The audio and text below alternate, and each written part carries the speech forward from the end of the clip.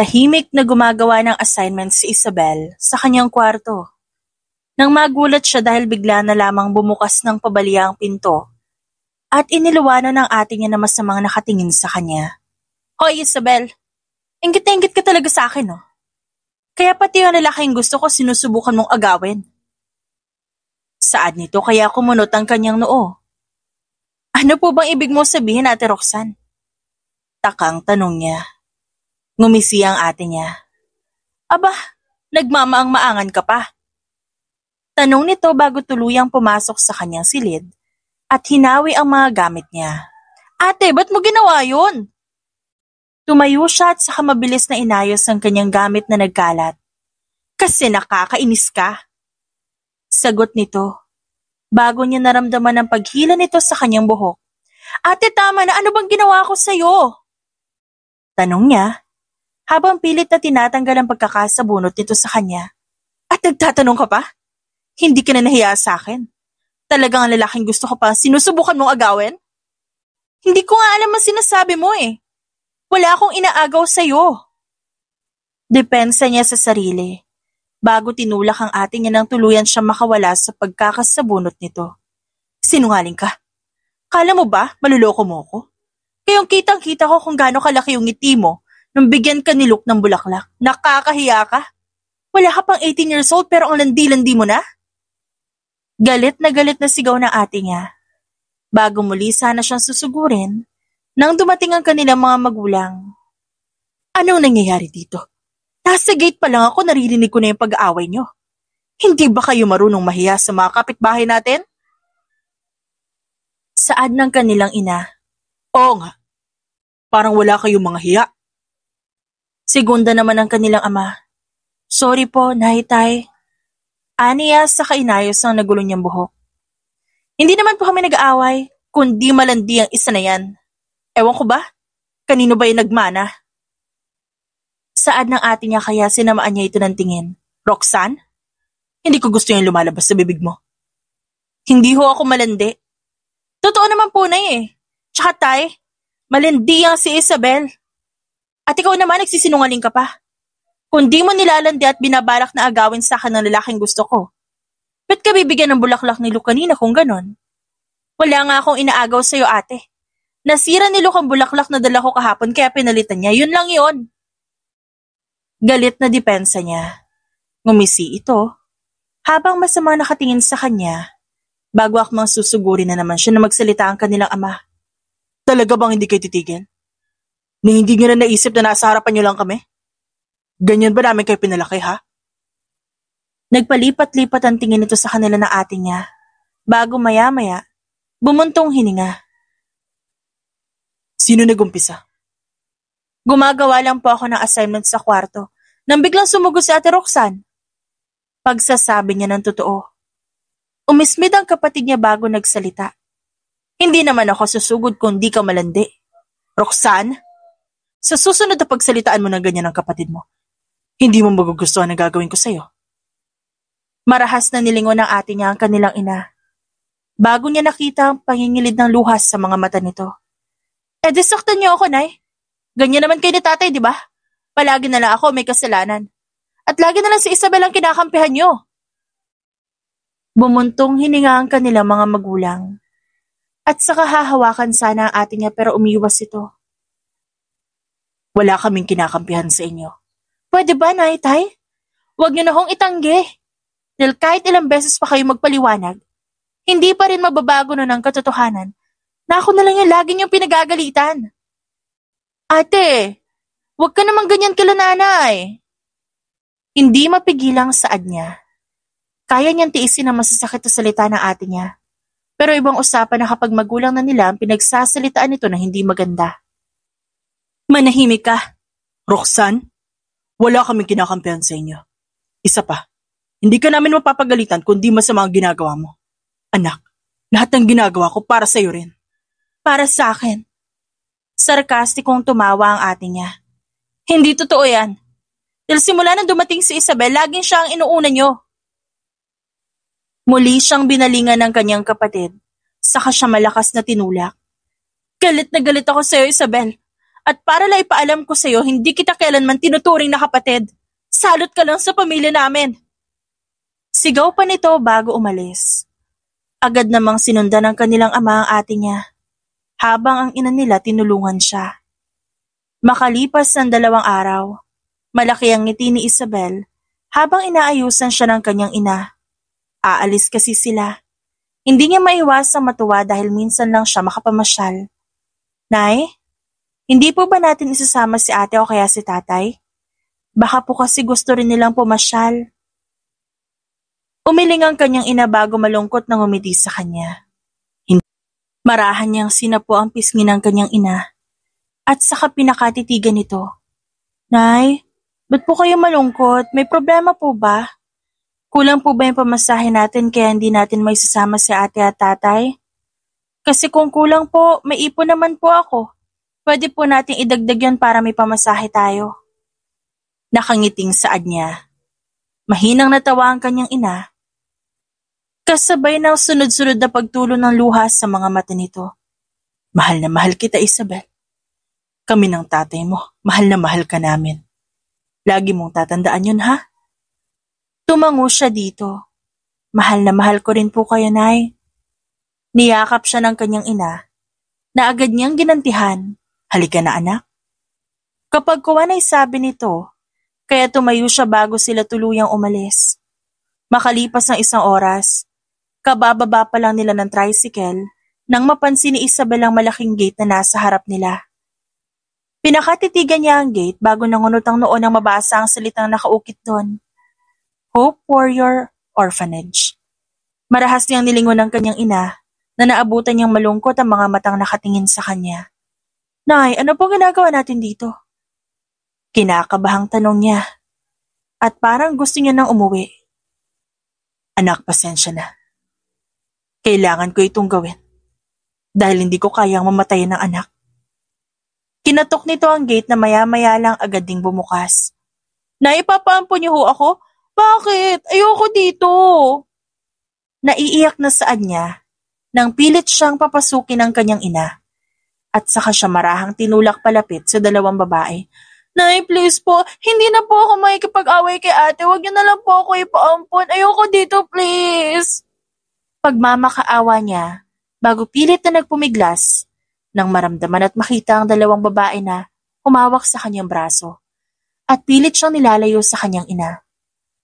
Anak, sorry ha. Palagi mong tatandaan na kahit anong mangyari, anak, mahal kita. Mahal na mahal ka namin ng tatay mo. Umiiyak na saad ng kanyang ina, habang paatras itong naglalakad palayo. Marahas siyang umiling habang nagpupumiglas. Nay, hindi ko po kayo maintindihan. Umuwi na po tayo, Nay. Ayoko po dito. Ilang beses niyang sinabi yon, pero hindi nakinig ang kanyang ina.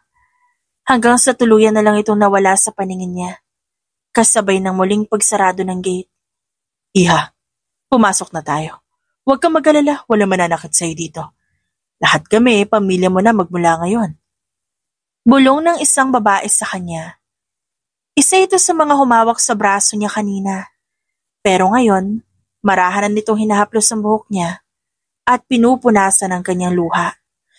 Ayoko po dito. Gusto ko nang umuwi. Umiiyak na saan niya bago wala sa sariling.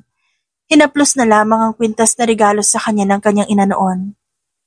Lumipas ang 1 linggo. Hindi naging madali para kay Isabel ang nangyari.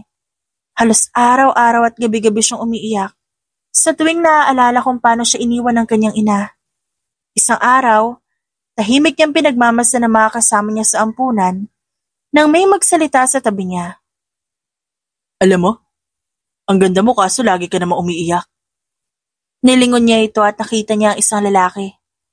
Nakangiti ito habang malamlamang ang mga matang nakatingin sa kanya. Medyo nakatingala rin siya habang nakatingin dito dahil mas matangkad dito sa kanya. Ako si Raid. Ikaw si Isabel, di ba? Mabagal siyang tumango bago nag-iwas ng tingin. Ay, pipi ka ba? Nakangiwing tanong nito kaya umiling siya. Kung ganun, ba't di ka nagsasalita? Ayoko lang. Tipid na sagot niya, bago gulat na tinignan si Raid nang bigla na lang itong pumunta sa harapan niya at saka marahang pinunasan ng kanyang pisngi. Oh, umiiyak ka na naman. Sabihin mo nga sa akin ng totoo. Hobby mo ba ang umiyak? At kung oo, alam mo bang wala ka mapapala sa kakaiyak-iyak na yan? Hindi niya napigilan ang pagtingin dito ng masama dahil sa sinabi nito. Mahina namang natawa si Raid nang makita ang tingin niya bago ito nagpatuloy sa pagpupunas ng luha niya. Wala kang alam tungkol sa akin at di mo ako kilala, kaya wag mo akong pakialaman. Saad niya bago tinabig ang kamay nito. Akala niya maiinis si Raid sa ginawa niya. Pero ngumiti lang ito at saka humalukip-kip sa harap niya. Mali ka. Kilala kaya kita. Ikaw si Isabel. Di ba ang alam mo papasyal kayo na nanay mo? Pero sa halip na pumasyal, dito kanya sa bayan po nang dinala. Ilang beses ka nagmakaawa. Naisama kanya pa uwi. Pero hindi siya nakinig, tama ba? Paano mo nalaman yan? Nanlalaki ang mga mata at gulat na tanong niya dito.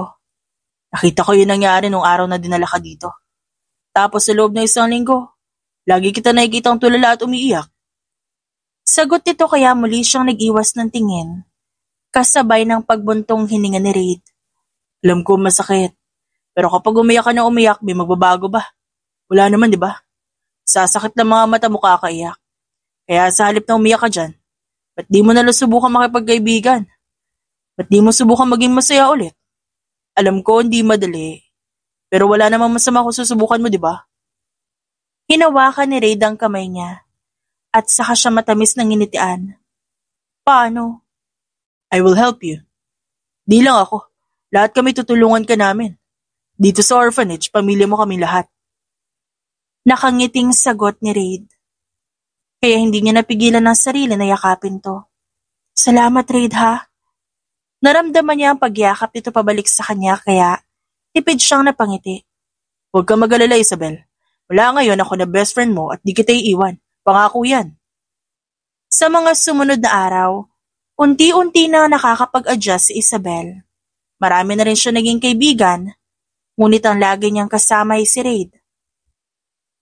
Raid, ibigay mo nga sa akin yan. Natatawang saan niya nang minsang kunin nito ang sketchpad niya. Titignan ko lang, Isabel. Magaling ka pala mag-drawing. Puri nito habang binubuklat ang bawat pahina ng sketchpad niya. Grabe, ang gaganda ng drawing mo, Isabel. Pwede mo ba akong i-drawing? Tanong nito kaya napangiti siya. At ba't ko naman gagawin yun?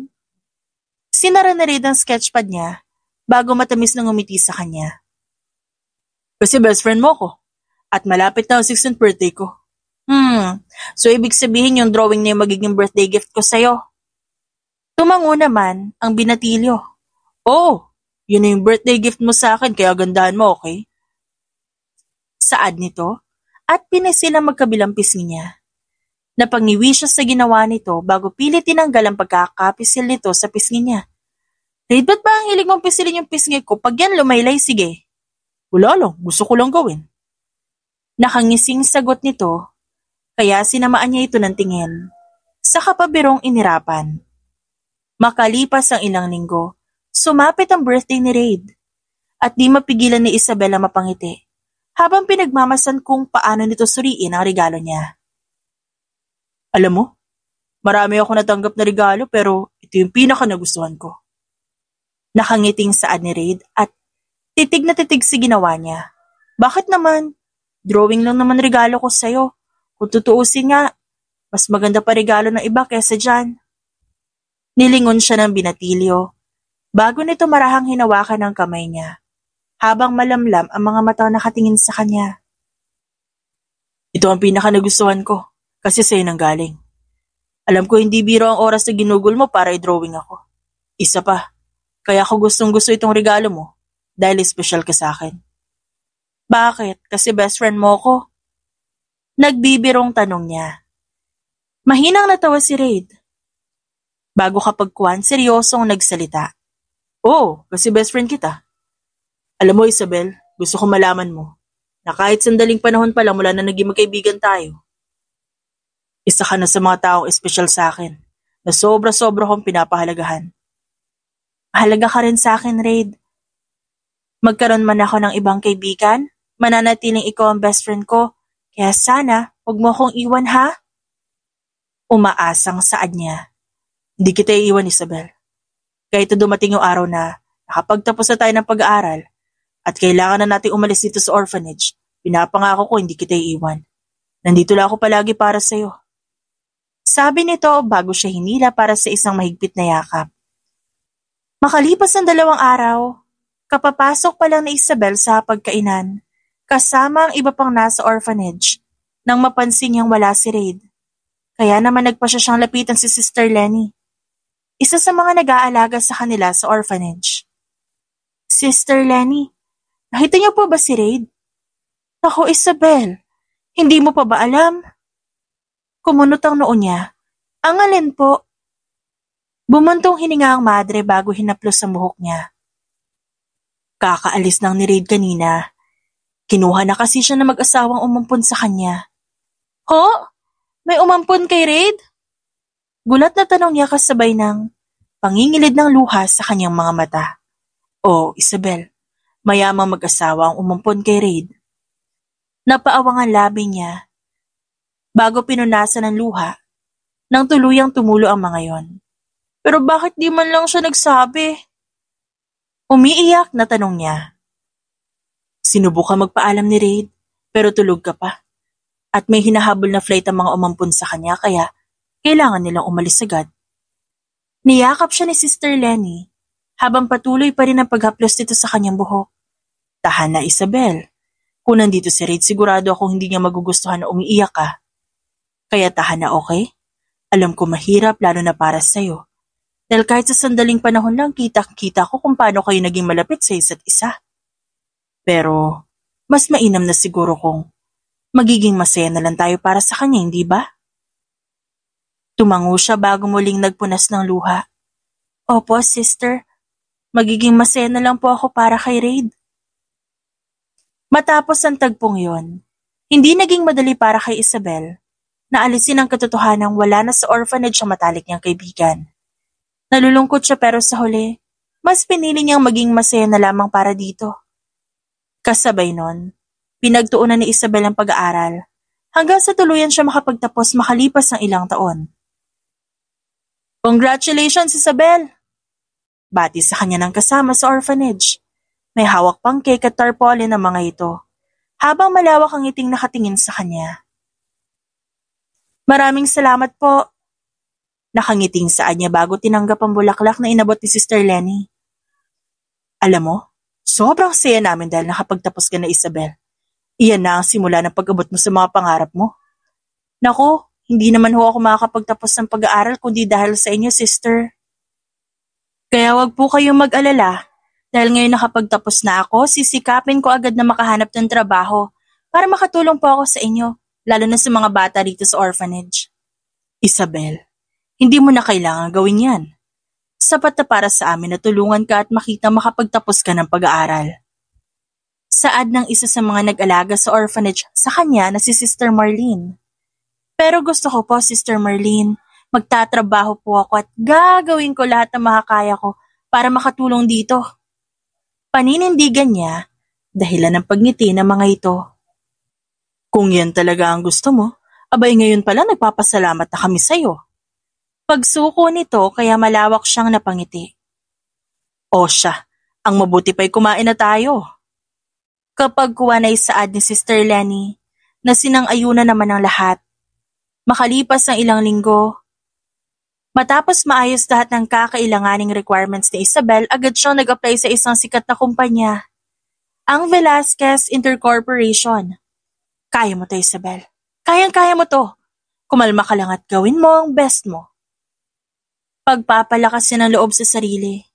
Ngayong araw kasi ang schedule ng interview niya, kung saan ang mismong CEO at may-ari mismo ng kumpanya ang makakausap niya. Miss Isabella Ruiz? Agad siyang tumayo nang makita ang isang babaeng papalapit sa kanya.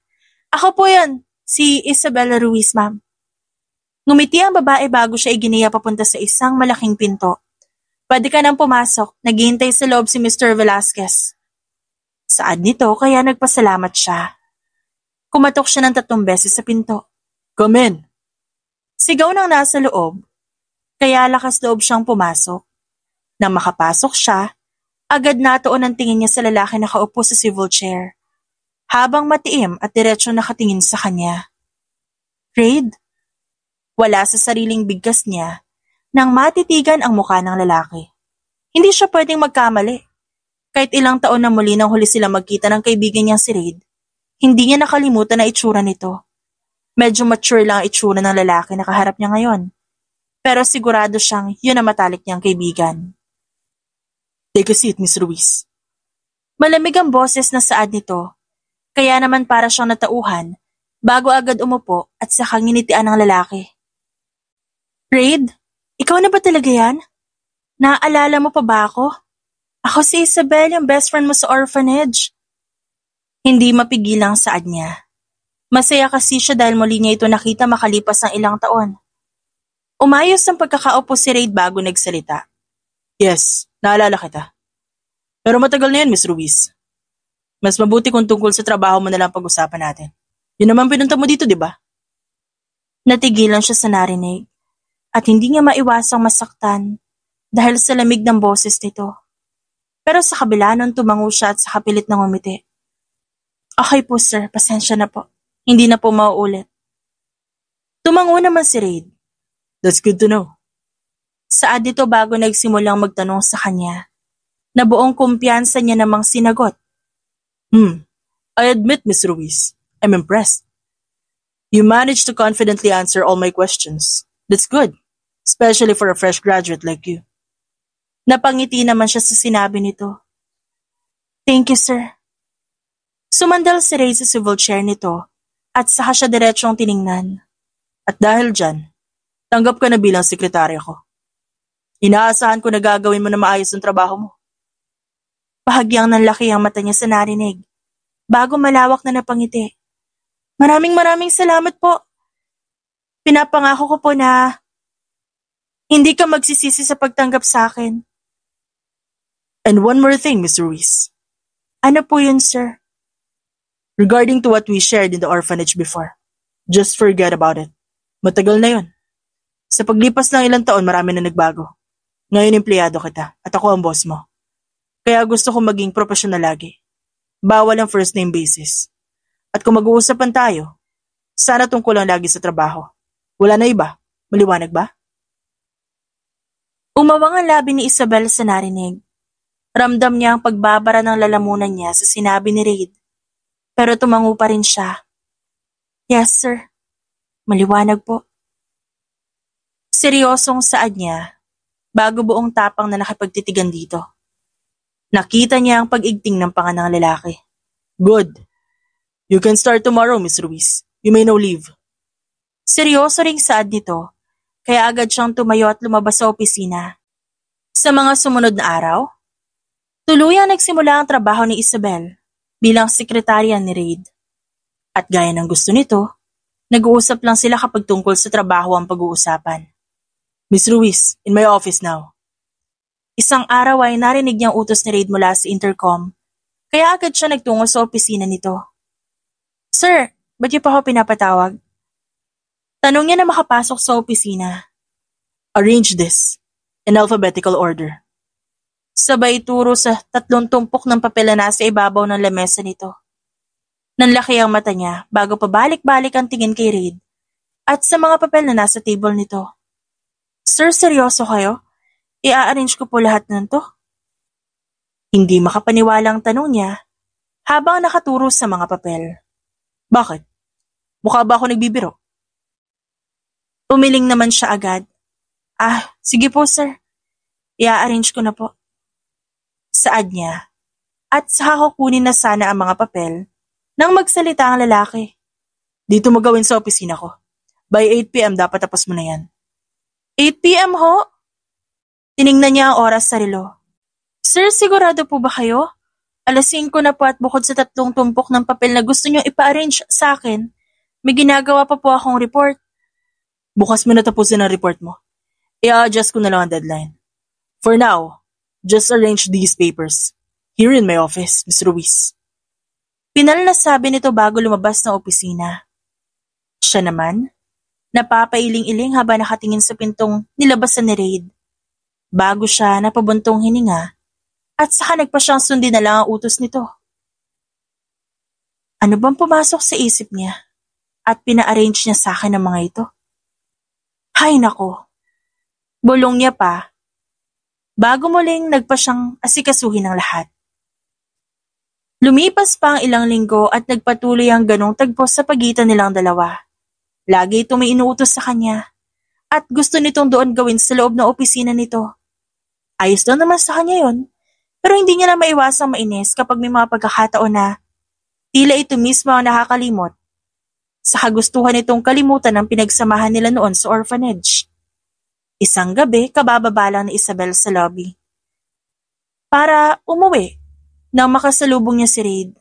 Nakapamulsa ito habang seryosong nakatingin sa kanya. Going home? Tanong nito kaya tumango siya. May kailangan pa po ba kayo, sir? Maya-maya tanong niya nang manatiling nakatayo si Reid sa harap niya at diretso nakatingin sa kanya. Wala naman. Tipid siyang umiti sa kanyang boss. Kung ganon, uwi na po ako, sir. Paalam niya.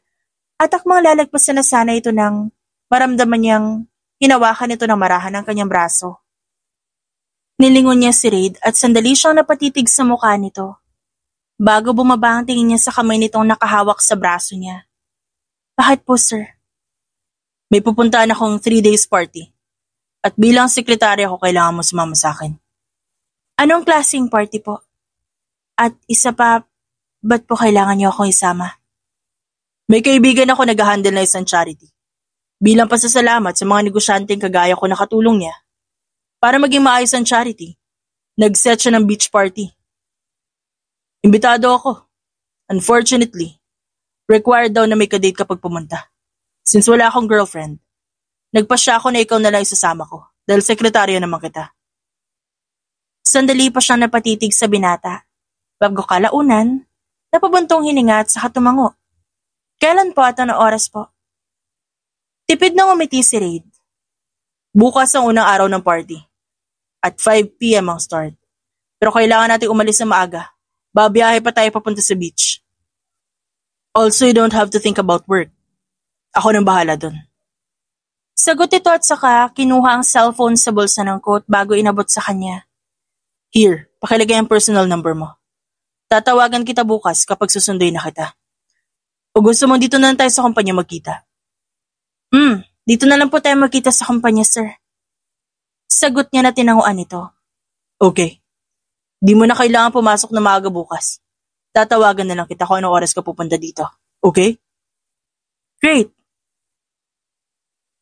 Thank you, sir. That's good to know. See you tomorrow. Take care, Isabel. Nakangiting saad nito bago siya nilampasan. Siya naman, napabuntong hininga habang pinagmamasa ng papalayo nitong bulto. Akala ko ba dapat professional kami? At bawal ang first name basis? Tanong niya sa sarili bago iiling-iling na umalis. Kinabukasan, nang makatanggap ng tawag mula kay Reid, agad na pumunta si Isabel sa kumpanya kung saan sa labas pa lang. Nakita niya na ito naghihintay habang nakasandal sa kotse nito. Sir! Pukaw niya sa atensyon nito. Agad na lumingon sa kanya si Reid at nakita niya sandaling pagpasada nito ng tingin sa katawan niya. Bago siya tiningnan ng diretsyo. Simpleng jeans at hanging blouse lang ang suot niya. Malayo sa formal attire na lagi niyang suot sa opisina. May mali po ba sa suot ko, sir? Tanong niya na inilingan naman ito. Wala, nanibago lang ako. Hindi ako sanay na hindi ka naka-formal attire. Okay, sir. Aalis na po ba tayo? Yeah, let's go. Matapos noon, sinenyasan siya nito sumakay na sa kotse bago sila tuluyang umalis. Malayo ang naging biyahe nilang dalawa. At nang makarating sila sa beach, kinailangan agad nilang mag-ayos para sa gaganaping party. At habang nag-aayos, hindi maiwasan ni Isabel ang mapangiwi habang tinititigan ng sarili sa salamin ng cabin na inuukupan niya. Kaya ko ba talagang lumabas sa kapirasong tela lang yung suot ko? Ano ba to? Tanong niya sa sarili. Tinutukoy ang 2-piece swimsuit na suot niya. Hay nako, bahala na nga. Lakasan mo na lang yung loob mo, Isabel. Sabi niya sa sarili, bago sinuot ang cover-up Matapos yun, nagpa siya siyang lumabas ng cabin. Ganun na lang ang gulat niya ng pagkabukas niya, tumambad sa kanya si Raid. Pasimple niyang pinasadahan ng tingin ng lalaki. Hindi niya maiwasan ang lihim na pagkamangha dahil sa kagwapuhan nito. Board shorts, puting beach polo na bukas ang unang 3 botones ng suot nito.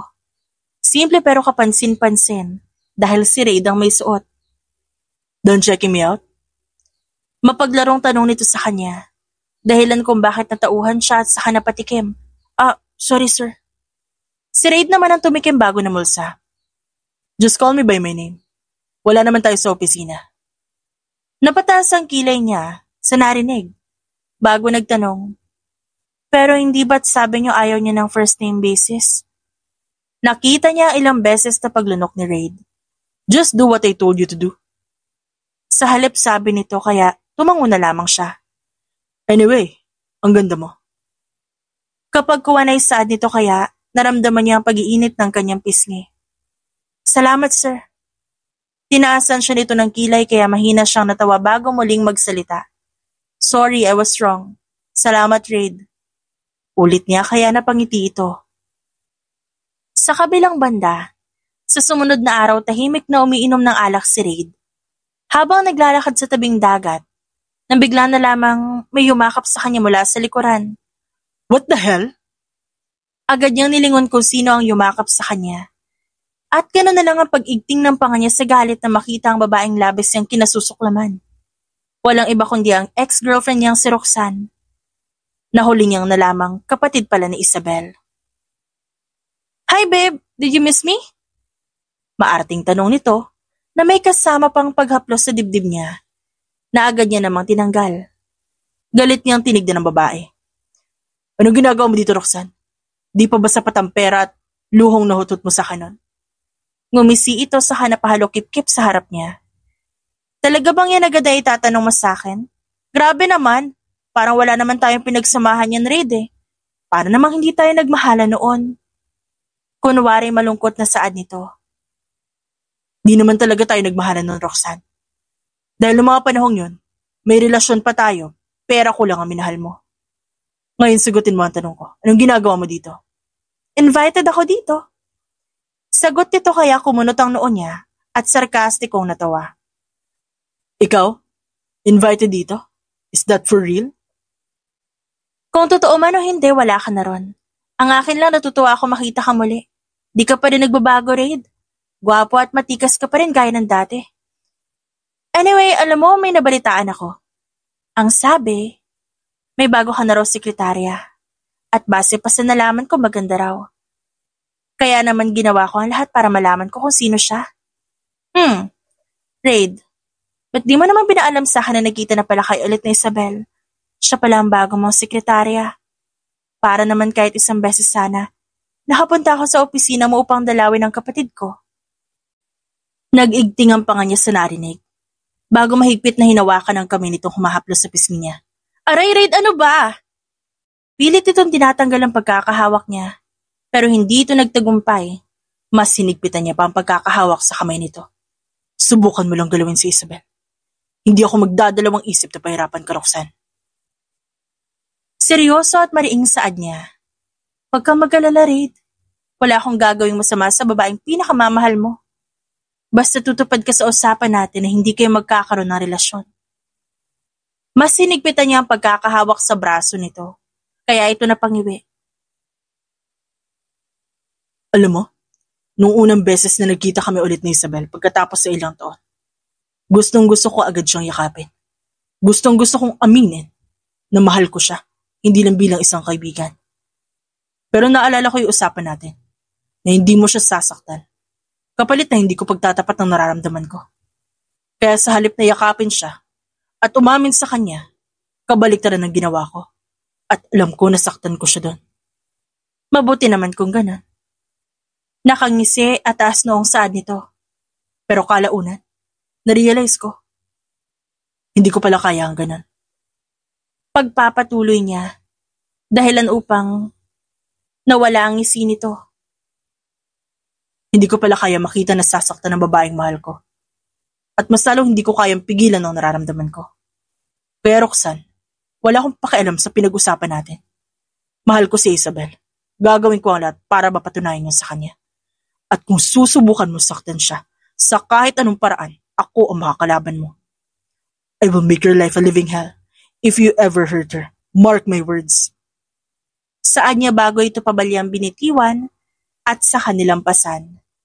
Samantala matapos ang 3 araw na beach party, pansin ni Isabel ang pagbabago na paikitungo sa kanya ni Raid. Una, pinalipat nito ang table niya sa loob ng opisina nito. Pangalawa, gusto nito na first name basis ang tawagan nila. Bukod doon, halos oras-oras siya nitong gustong kausap. Hindi lang tungkol sa trabaho, kundi pati na rin tungkol sa pinagsamahan nila noon sa orphanage. Raid, pwede ba tayo mag-usap? Isang gabi pukaw niya sa atensyon ng lalaki. Tapos na ang trabaho niya, pero gusto niya makausap ito bago siya umuwi. Tumingin si Raid at nakangiting tumango. Oo naman, Isabel. Tungkol saan ba ang pag-uusapan natin? Tungkol sa atin. Raid, gusto ko lang kasing malinawan.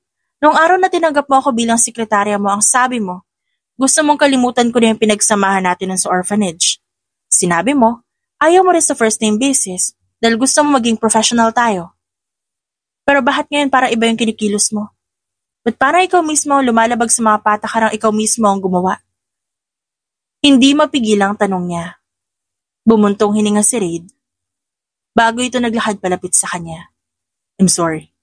Di ko sinasadya na maguluhan ka dahil sa mga ginagawa ko. Inabot nito ang kamay niya at sa kamarahang hinaplos habang malamlam ang mata nakatingin. Isabel, alam kong hindi naging maganda ang nangyari nang muli tayong magkita. May mga nasabi at nagawa kong alam ko nasaktan ka. Pero gusto kong malaman mo na pinagsisihan ko yun, Isabel. Ang totoo, hindi ko gustong kalimutan mo ang pinagsamahan natin sa orphanage. Mas gusto ko ipagpatuloy pa rin natin yan. Gusto mong maging magkaibigan pa rin tayo? Gusto kong ituloy natin ang pinagsamahan natin, hindi lang bilang magkaibigan. Umawang ang labi ni Isabel bago naguguluhang nagtanong. Anong ibig mong sabihin, Raid? Isabel, mahal kita. Nasa orphanage pa lang tayo, mahal na kita. At ngayon nakita na tayo ulit. Handa akong gawin lahat para mapatunayan sa'yo yun. Raid, hindi ko alam. Sorry. Wala sa sariling saad niya. Gulat dahil sa pag-amin nito.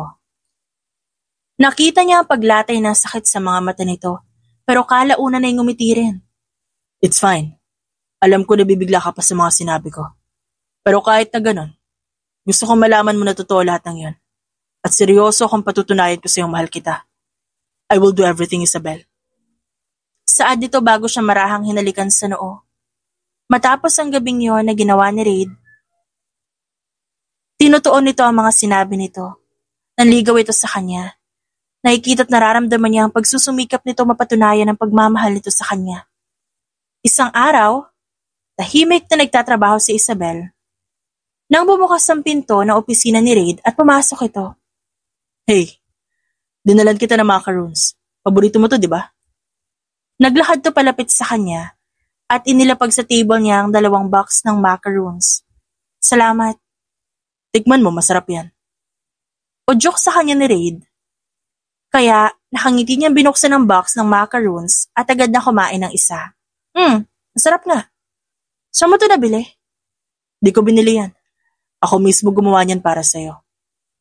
Sandali siya natigilan bago malawak na napangiti. Salamat. Ito yung pinakamasarap na macaroons na natikman ko. Sa mga sumunod na araw, mas naging porsigido pa si Raid sa panliligaw sa kanya. At alam niya sa sarili na unti-unti nang nahuhulog ang loob niya para sa lalaki. Umabot ang 3 buwang panliligaw hanggang sa nagpa siya siyang tuluyan na itong sagutin. Tuwang-tuwa si Raid, napasigaw pa ito, na may kasamang pagsuntok sa hangin nang sagutin niya ito sa mismong birthday nito. Kumalma ka nga! Natatawang saad niya, bago impit na napatilin ng bigla siya nitong buhatin na pa-bridal style. Hindi mo alam kung gaano mo ako napasaya ngayon, Isabel. Mahal na mahal kita at pangako ko, hindi ko sasayangin ang tiwalang binigay mo sa akin. Sinserong saad nito. Ngumiti siya bago marahang sinapo ang mukha ng kanyang kasintahan. Mahal na mahal kita, Raid. Ikaw lang at wala nang iba. Nakita niya ang ilang beses na paglunok ni Raid. Bago niya naramdaman ang marahang paghalik nito sa kanya, na buong puso niyang tinugunan. Matapos ang tagpong yon, naging maayos at masaya ang kanilang relasyon. Naipakilala na rin siya nito sa mag-asawang umampun dito at suportado sila ng mga ito. Bukod doon, alam na rin ng mga namamahala sa orphanage ang tungkol sa relasyon nilang dalawa. Grabe, talaga bang ikaw may-ari ng bahay na to? Namamanghang tanong niya isang araw nang pumunta sila sa bahay ni Raid. Doon kasi nila napagkasundo ang mag-celebrate ng first month bilang magkasintahan. Bakit? Nagdududa ka? Mapaglarong tanong nito kaya mahina siyang natawa. Hindi ako nagdududa. Namamangha lang ako at di ko lang maiwasang maging proud dahil nagawa mo maging isang successful na tao dahil sa pagsisikap mo. Nilapitan niya ang kasintahan at ipinatong ang kamay sa balikat nito. Raid, mahal na mahal kita. At gusto kong malaman mo na proud ako sa'yo. Napangiti ang lalaki bago siya. Niyakap nito sa bewang. Salamat, Isabel. Pero gusto kong malaman mo na proud din ako sa'yo. Alam ko hindi naging madali ang pinagdaanan mo. Pero nagawa mo lampasan yun. Kapag tapos ka ng pag-aaral, ngayon may magandang trabaho. Alam ko na sa paglipas ng panahon, mas marami pa ang mga bagay na makakamit mo. Salamat, Raid. Hinapit siya palapit ni Raid bago marahang sinapo ang muka gamit ang isa nitong kamay. Mahal na mahal kita, Isabel. Ngumiti siya bago tumingkayad upang halikan nito. Naagad naman itong tinugunan. Halik lang nung una. Marahan, pero di nagtagal, unti-unting naging mapusok. Hanggang sa namalaya nilang nagsasalo na sila sa isang mainit na tagpo. Hindi yun ang huling beses na ginawa nila ang bagay na yun. Sa mga sumunod na linggo, paulit-ulit na may naganap sa kanila. Masaya naging pagsasama nila. Pero nagbago yon nang isang beses bigla na lang pumunta ang isang babae sa kumpanya ni Raid. At ang babae yun walang iba kundi ang kanyang ate. Nagalit na galit sa kanya noon. Bakit di mo sinabi sa akin na magkakilala pala kayo ni ate? At ex-girlfriend mo siya? Malamig na tanong niya kay Raid. I'm sorry. Plano ko naman talagang sabihin sa'yo tungkol sa relasyon namin noon. Pero hindi ko agad nagawa. Nilapitan siya nito at saka masuyong niyakap. I'm sorry, love. Patawarin mo na ako, please. Pananuyo nito kaya napabuntong hininga siya bago tumango. Fine. Ang akala ni Isabel, yun na ang huling beses na pagtatalunan nila si Roxanne. Pero nagkamali siya. Dahil matapos ang tagpong yon, nasundan pa na ilang beses ang pagtatalo nila at ang dahilan nun walang iba kundi ang kanyang ate. Isang araw, nagkaroon sila ng malalang away. At nais niya sa pagkakataong yon, siya naman ang maunang humingi ng tawad. Kaya nagluto siya ng paborito ni Raid bago siya pumunta sa bahay nito. Sana magustuhan niya yung gawa ko. Bulong niya bago pumunta sa bahay ni Raid at pinuksan ang pinto. Raid? Tulog kaya siya? Aniya sa sarili na hindi ito sumagot. Nagkibit balikat siya at nagtungo na lang muna sa kusina para iayos doon ang niluto niya.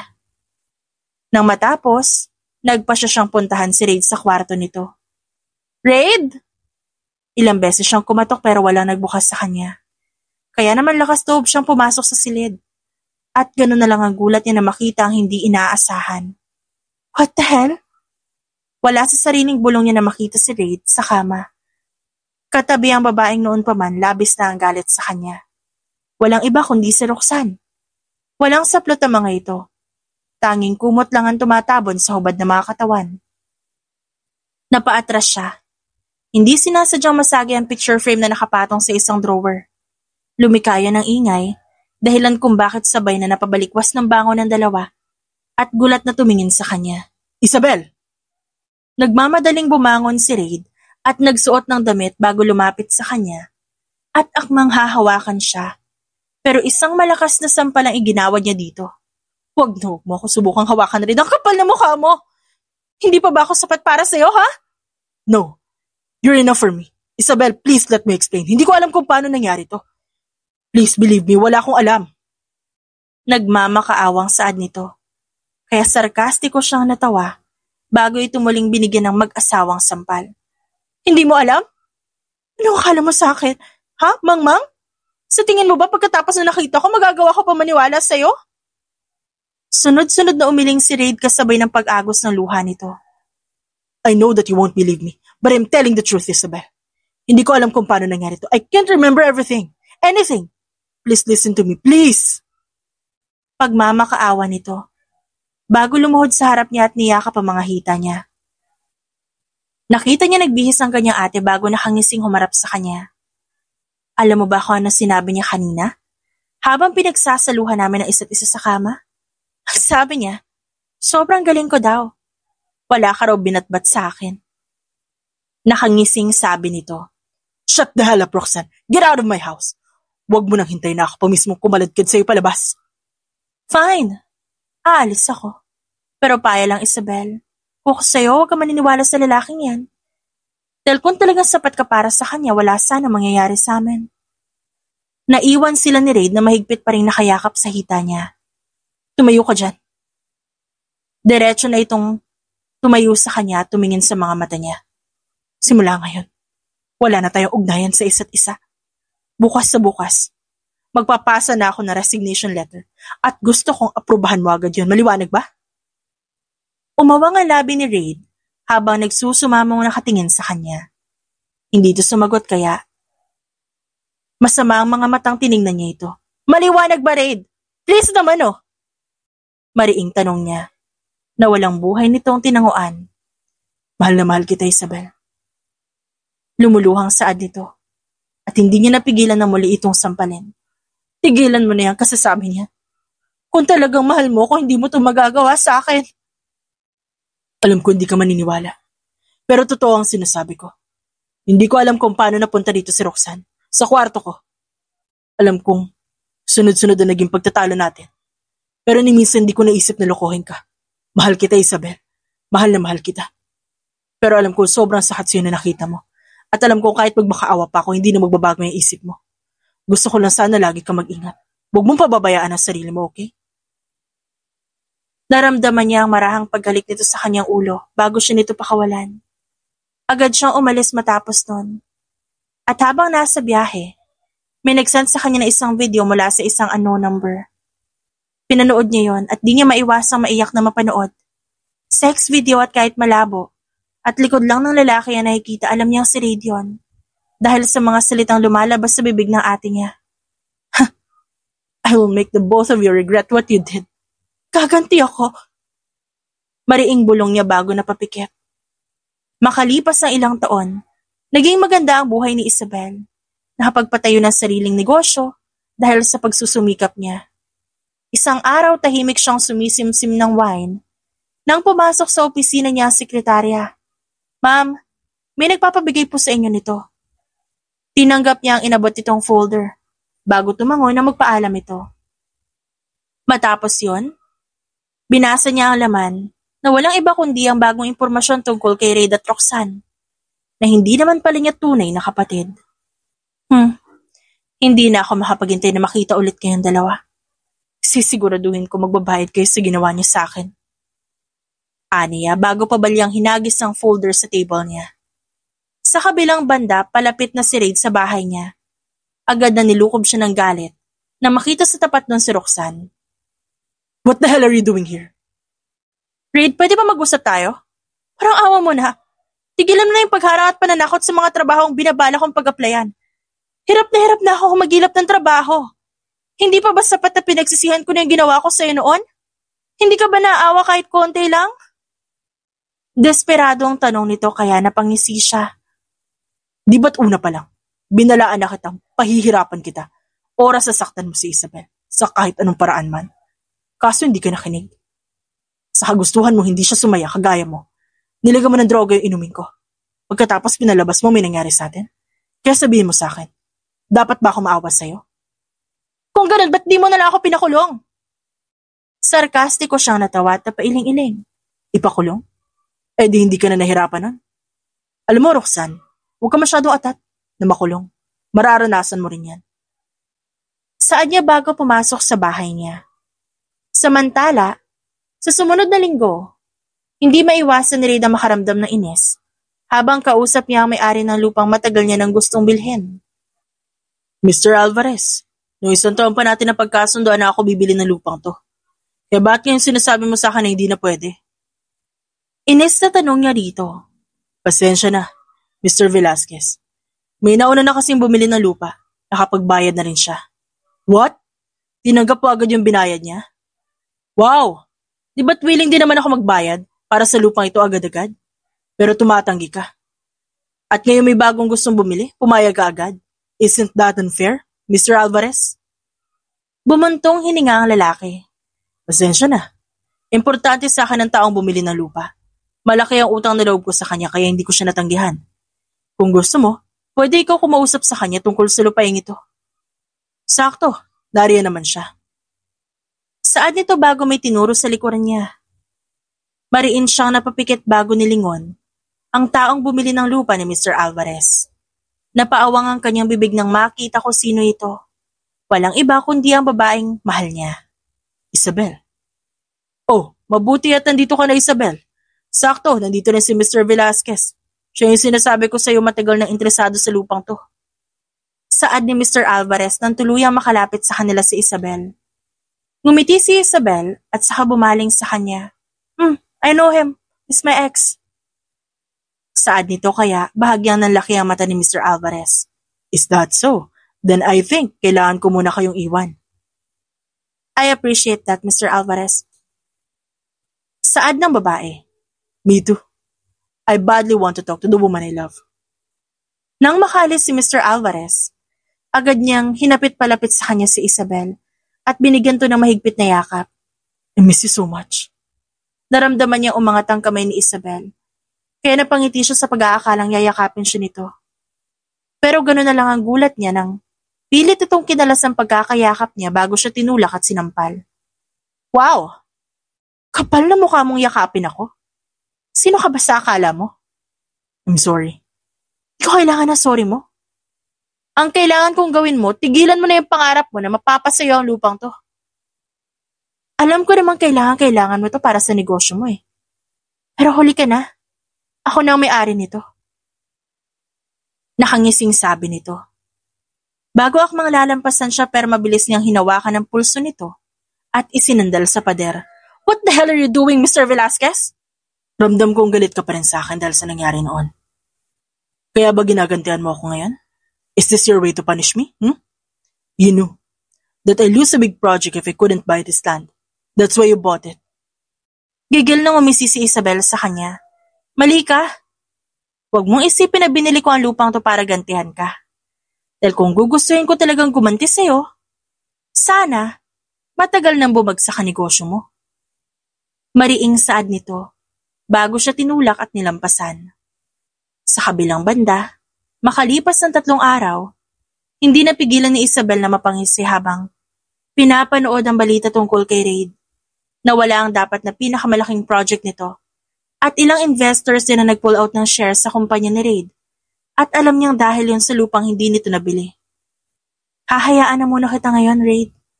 Kailangan ko naman bigyan pansin ng babaeng malaki ang atraso sa akin.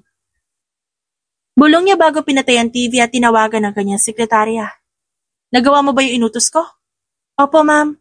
Naibigay ko na po yung address ng kondo niyo kay Miss Roxanne. Bukas po pupunta siya dyan. Sagot nito kaya lalo siyang napangisi bago binaba ang tawag. Kinabukasan, katatapos nang ni Isabel magkalat sa kondo niya. Nang marinig niya may kumatok, sinilip niya ang peephole at napangisi siya na makitang si Roxanne yon. Binuksan niya ang pinto at kita niya ang panlalaki ng mata nito na makita siya. Isabel? Yes, ako nga. Kumusta? Na-miss mo ba ako? Sinamaan siya dito ng tingin. Anong ginagawa mo dito? Oh, Roxanne, you shouldn't be talking to your boss like that. Come on. Sige ka, baka hindi ka pa nagsisimula, masisante ka na. Sayang din kikitain mo.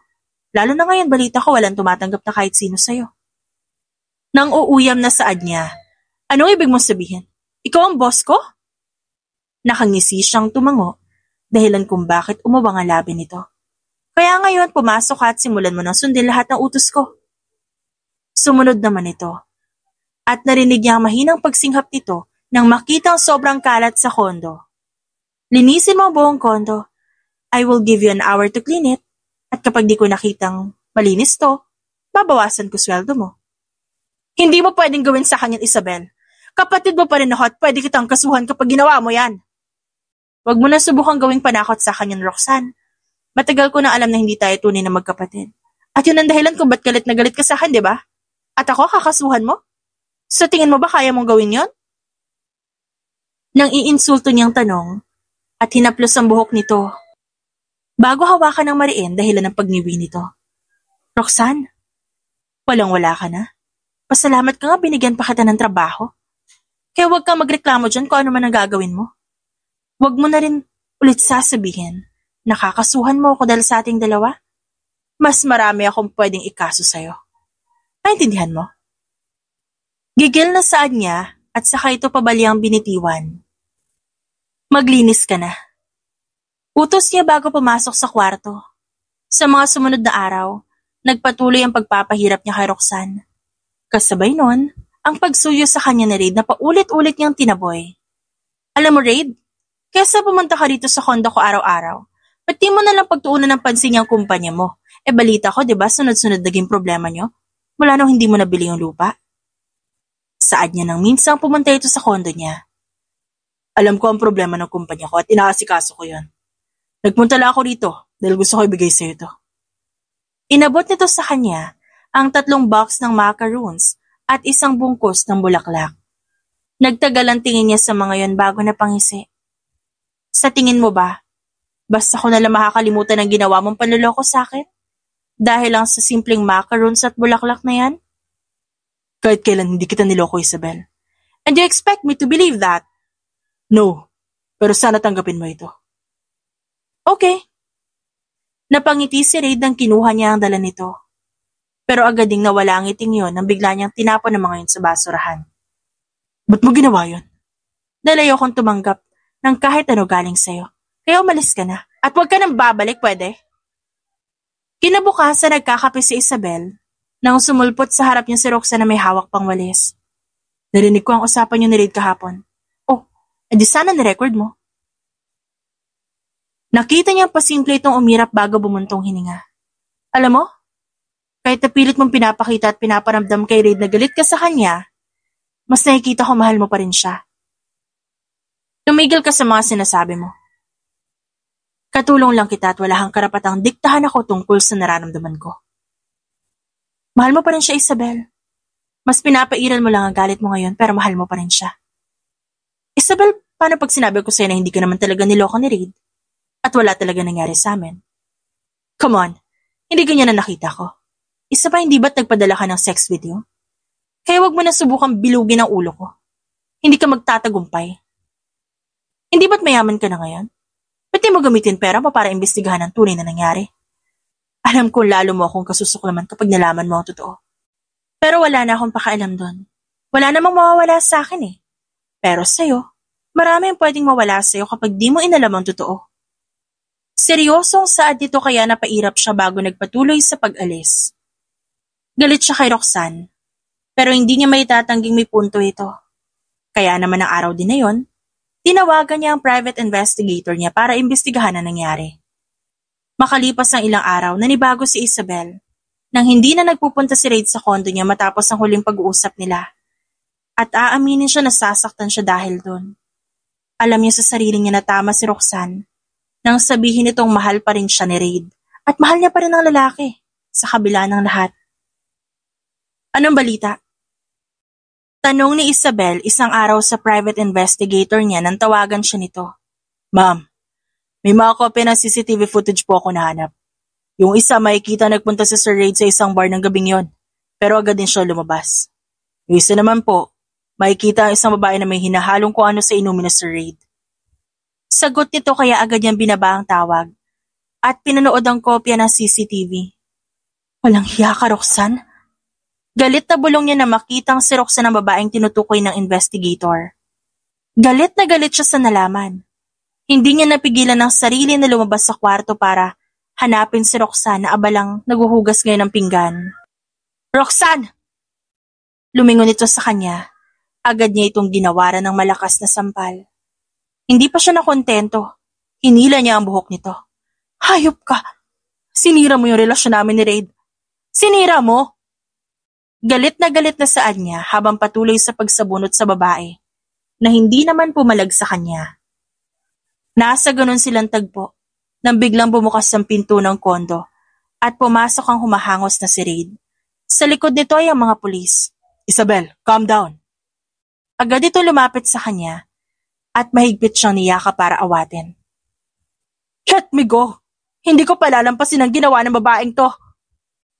Nagpumigla siya pero mas hinigpitan pa ni Raid ang pagkakayakap sa kanya.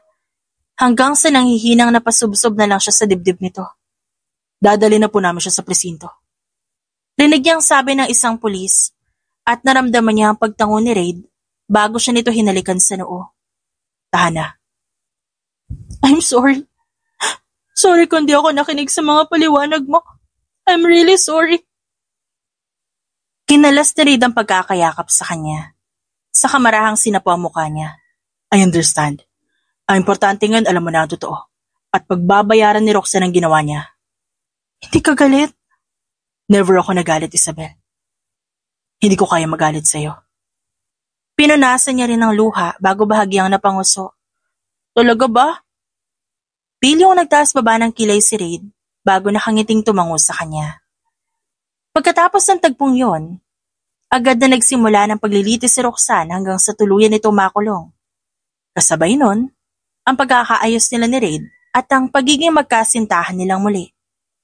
Isang araw abala sa pagluluto si Isabel nang yakapin siya ni Raid mula sa likuran. Bango naman? Kaliligo ko lang eh. Di ikaw, yung minudo. Tukoy nito sa niluluto niya kaya hinampas niya ang braso nito. Mahinang napahalakak si Raid bago siya hinalikan sa leeg. Biro lang. Mas mabango ka kaysa sa minudo. Raid, I'm cooking. And I'm hugging you. Nang aasar na sabi nito kaya naman napailing siya. Isabel, I love you. Kapag kuwan ay bulong nito bago pinatay ang kalan, nang makitang tapos na ang niluluto niya, at saka siya pinihit paharap. Mahal din kita, Raid. Napangiti si Raid sa ginawa niya, bago nito marahang hinawakan ang kamay niya. Alam mo, mula na ma-realize ko na mahal kita, pinangarap ko na agad na makasama ka habang buhay. Kaya na magkaroon ako ng pagkakataon, ginawa ko lahat para patunayan sa'yo. Totoo yung nararamdaman ko, Isabel. Sinubok tayo ng tadhana. At nagkahiwalay ulit. Pero ngayon nandito ka na ulit. Ngayon magkasama na tayo ulit. Pangako, hindi ko nahahayaang mangyari ang nangyari noon. Mamahalin, aalagaan, at iingatan kita na higit pa sa sarili ko. Yun ay kung hahayaan mo ko. Seryosong sad ni Raid bago dahan-dahang lumuhod sa harap niya. Isabel, pwede mo ba akong hayaang mahalin? Alagaan at ingatan ka habang buhay? Hindi lang basta bilang boyfriend mo, pero bilang asawa. Isabel, pwede mo ba akong pakasalan? Napangiti siya bago sunod-sunod na tumango. Magpakasal na tayo, Raid. Sinuot ni Raid ang isang singsing sa daliri niya bago ito tumayo at saka siya mahigpit na niyakap. Mahal na mahal kita, Isabel. Ikaw lang mula noon hanggang ngayon. Kumala siya sa yakap nito at malambing na sinalo ang pisngi nito. And I love you so much more. Matapos niyang sabihin ang mga salitang yon, naramdaman niya ang marahang paghalik sa kanya ni Raid na buong puso niyang sinuklian. Sa sumunod na buwan, agad nilang inasikaso ang kanilang nalalapit na kasal. Inabot ng halos 1 taon ng preparasyon para doon hanggang sa tuluyang dumating ang araw na kanilang pinakahihintay. Nagpalitan sila ng I do. At sinabi naman ng pari na sila'y kasal na. Marahang hinawin ni Raid ang wedding veil at marahang sinapo ang kanyang pisngi. Masuyo siya nitong hinalikan sa labi. Dahilan upang lumakas ang palakpakan ng mga bisita nila sa loob mismo ng simbahan. Matapos ang importanteng araw na yon, labis ang pagmamahal at pag-aalaga sa kanya ni Raid, lalo na nang malaman nilang buntis siya. Hindi naging madali ang pagbubuntis ni Isabel pero nagawa niya makayanan yon dahil sa kanyang asawang nakasuporta at nakaalalay sa kanya. Hanggang sa tuluyan siyang manganak. Nasaan ang baby natin? Ngumiti si Raid at bakas sa mga mata nitong umiyak ito. Ayos lang siya. Maya-maya dadalhin na siya dito. Ikaw, ano nararamdaman mo? May masakit ba sa'yo? I'm okay. Nakangiting sagot niya bago marahang pinunasan ng pisngi nito. Nang makita ang sunod-sunod na pagtulo ng luha nito. Why? Nag-aalalang tanong niya. Umiling si Raid. Nothing. I'm just happy. Sobrang nagpapasalamat ako na ikaw babaeng minahal ko. Maraming salamat. Dahil kahit na mahirap kinaya mo para sa anak natin. Proud na proud ako sa iyo, Isabel. Mahal na mahal kita. Naluha siya sa sinabi nito bago ngumiti. Kala mo ba ikaw lang? Ako rin naman, swerte na ako na ikaw ang asawa ko. Kami ng anak natin, sobrang swerte namin dahil nariyan ka, na handang gawin ang lahat para sa amin. Ngumiti si Reid bago marahan siyang hinalikan sa noo. Kasabay nun ng pagpasok ng nurse sa kwarto, dala ang kanilang anak. Narito na po si Baby Velasquez. Nakangiting saad ng nurse. Anak, marahan niyang hinaplos ang pisngi nito. At sabay silang napangiti ni Reid nang bahagyang kumibot ang labi ng kanilang anak. Ang ganda niya, parang ikaw. Bulong ni Reid at marahang hinalikan ng ulo ng kanilang anak. Sa paglipas ng mga taon, mas lalo pang naging matibay ang kanilang pagsasama. Dumating ang mga problema pero nairaos naman nila. Pareho silang nagsusumikap na masolusyonan ng kung anumang problemang dumating. Nang magkasama at hindi naghihiwalay. Buo ang kanilang pagmamahalan, hindi lang para sa isa't isa kundi para na rin sa kanilang anak. At yun ang isang bagay na ituturing na kayamanan ni Isabel at Reid sa kanilang buhay. The end.